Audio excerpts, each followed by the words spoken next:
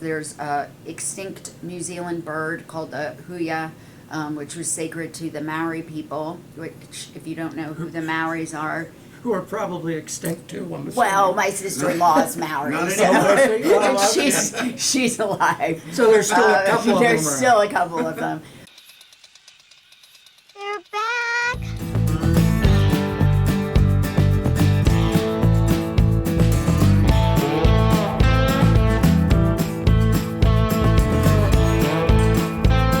Welcome beer to whiskey sippers and slammers. For the real action is. We appreciate you joining us today, pausing for the cause as you flip through, scroll through a bazillion YouTube videos that you could be watching. We appreciate you being here, and we intend to make it worth your while. And quite frankly, if you feel that way, please share this video. We're making a Doing Wine episode today, which puts us at Noble Vice Wine Company, which is in the northeastern sector of greater Greenville, South Carolina. And I'm here with my good buddy on the far edge of the dais, Big John Richards, who is our beer whisperer / certified cicerone, and the proprietor of Noble Vice, Susie Barrows, who's also a certified som. So in these episodes, we turn things over to Susie and let her sort of run the ship because, quite frankly, John and I are both slackers and we really don't feel like doing it. So, I love it when somebody else gets to talk on these yeah, things. yeah. So Susie, what are we doing today? Well, we're going to be tasting wine, which you're familiar with, actually, and it was your choice for us to be tasting today because you were lucky enough to attend the tasting event at which we featured 5 wines from this winery. So, shall we pour? Let's pour. Very, pour? very convenient. Want me to pour screw while you top. talk? Yeah, that would be awesome. Excellent. So we're in New Zealand, in particular the Marlborough region of New Zealand, which is probably or definitely the most famous region in New Zealand, because Sauvignon Blanc has become New Zealand's signature grape. It's very distinctive in style. Sauvignon Blanc as a grape has something called pyrazines, which are a chemical compound that's shared by the Sauvignon family. And what pyrazines produce in a wine is a distinctive pepper, and by pepper I'm not referring to black pepper, bell pepper flavor. So if you ever are smelling a, Cabernet Sauvignon, Cabernet Franc, Sauvignon Blanc, and you smell pepper, that's totally normal. And it's just one of the main characteristics. So in New Zealand, in Marlborough Sauvignon Blanc, it gets even more intense and you get more jalapeno pepper even than bell pepper. Some of the wineries kind of have more of that jalapeno than others. But, this definitely, because this isn't predominantly Sauvignon Blanc, we're not going to be getting a lot of bell pepper. This is actually mostly Semillon, which is a white grape that if you ever have a white Bordeaux, that's generally a blend of Semillon and Sauvignon Blanc. Write that down. So this is a blend of 4 grapes: Semillon, Pinot Noir, Pinot Gris, Riesling, and Chardonnay. And I guess that's actually 5. Yeah, 220, 221, whatever it takes. If I ever counted. And hence it's called Tangle is the name of this wine. So it's from a winery called Huia, which is, there's a extinct New Zealand bird called the Huia, which was sacred to the Maori people, which, if you don't know who the Maoris are, Who are probably extinct too, I'm assuming. well, my sister-in-law is Maori, Not so anymore. she's alive. So there's still a couple of them There's around. still a couple of them.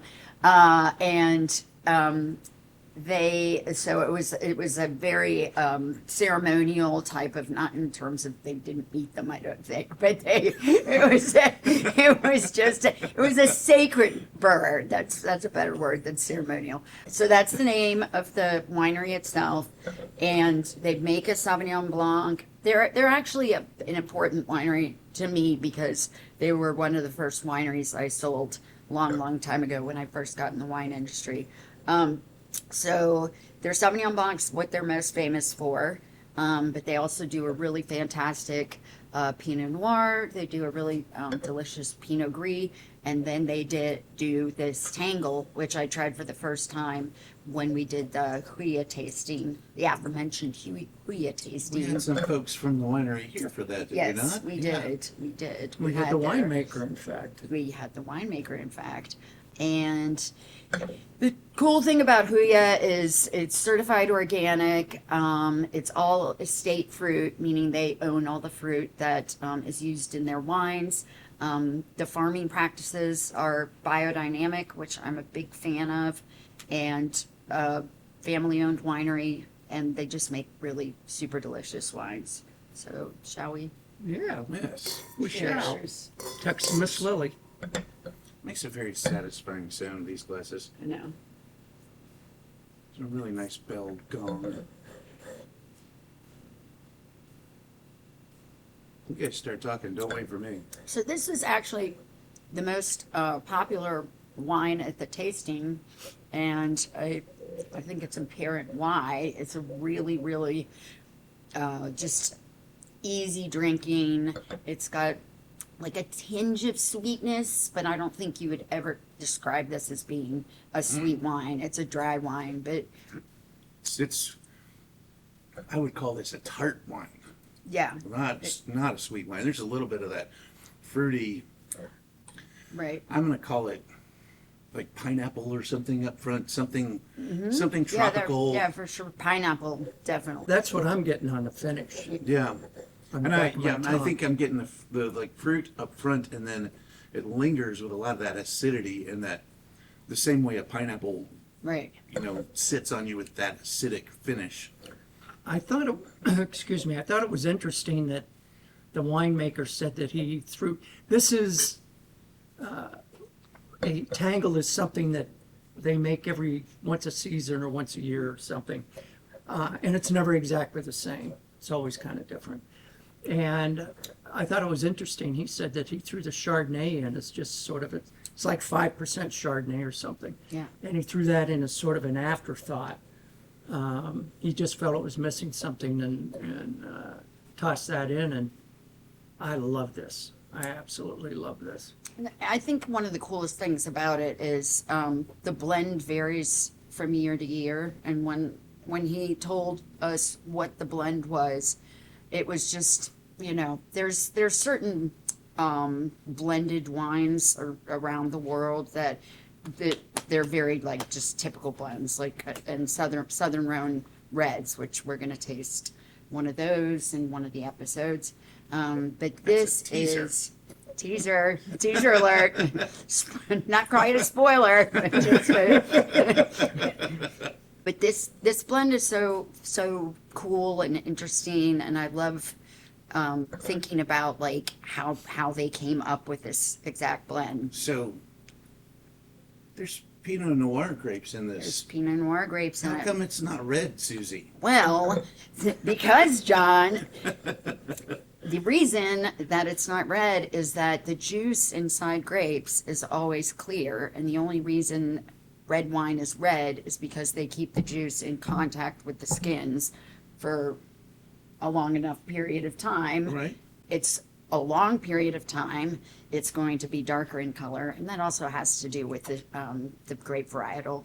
But the Pinot Noir is adding like a flavor and aroma component. It's not adding any color. Right. And sort of asked that question because I thought other people might ask that question. But Yeah, I mean, Pinot people Noir ask is that question all the time. Pinot Noir is one of the primary grapes in Champagne. In Champagne, right? Which is But- never red. And another, like, out of the 3 primary grapes in Champagne, the other one is red too, Pinot Right. Meunier. Right. And then there's Chardonnay.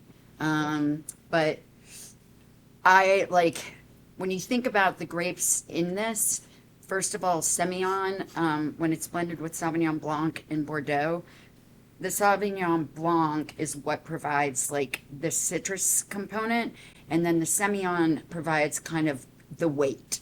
And also it has aromatic complexity as well. But it's more for textural reasons. And even though all three of us are getting that pineapple, you should be getting like a weightier mouthfeel Yes. than you would normally get in like in their Pinot Gris or their Sauvignon Blanc. There's Yeah, I think a traditional, like if I were drinking a Marlborough Sauvignon Blanc, I would expect it to be super brisk and bright, even more tart than this, like racy and really brisk. yeah. This has some, like you said, weight to it, some Yeah. mouthfeel that just lets it linger a little longer. Right. Like a lot of texture is kind of a vague word to use, but Semillon tends to be a descriptor for Semillon is like it's got a waxy mouthfeel, which I tend to like think of as just, you know, just more texture. Like a waxy thing is not going to be, you know, super bright, super, Yeah. you know, like you said. I mean, like it's not light and crisp. It's got weight to it. And, you know, like I said at the beginning, the Tangle is the most drinkable and fun and most popular wine at the tasting, but So good. it gets, even like as it warms up a little bit, it just starts feeling like a more serious style of white. You know, I think if you poured this for somebody and you didn't really tell them, like, you know, the price or anything, like, I think people would think it's like punching above its weight class, as they Yeah. say. So the bottle price is, It's around low 20s. yeah, I should know that. I bought 2 cases of it. Yes, you did. You I were really a liked it. huge fan of I this really wine. liked it. And let me mention, if it's something that you want to try, you better get off your butt and get out and find it. It'll be in a boutique wine shop like this. So it's not going to be in Costco or Total Wine or something like that. I forget what he said, 10,000 cases that we're bringing into the United States. Around, yeah. Yeah. Are you kidding me? Which So- seems like a lot, but you know, compared to a wine that's going to be sold at Total or Costco, that's like 1 million cases. So 10,000 cases is really A lot. nothing. We got to cheers Right. before. Don't finish that.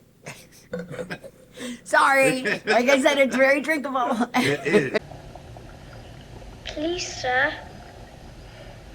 I want some more. It just makes you want to keep going. I've had to force myself to stop, so I'll have something to say goodbye with. Speaking of which, Anything else, Suze? our overlord didn't yell at us because Russ took most of our time. I did take a lot of time.